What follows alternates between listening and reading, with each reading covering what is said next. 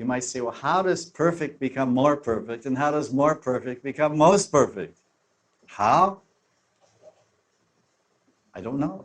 You have to see it to believe it. Well, this is just the categorization that's given by our acharyas. In other words, how do you improve upon perfection?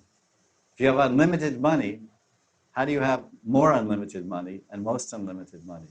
So this is obviously unlimited conceptions.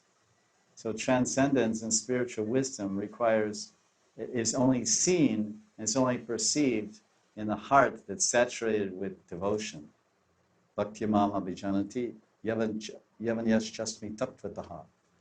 Krishna is telling this tattva, this Bhagavad tattva, Kala tattva, Jiva tattva, sounds like that bhajan. Shri Radha, Radha, Kala tattva, Jiva tattva, Prema tattva, that song by Mridu Krishna's son.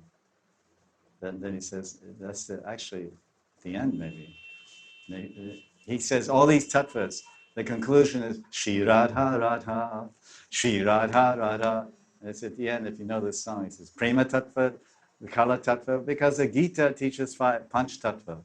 You heard of the Panch tattva? Shri Kala, like Sri Gauranga Nityananda. So there's Kala tattva, Jiva tattva, Prakriti tattva, and Bhagavad tattva, Karma tattva. This is it. So this is all the tattvas.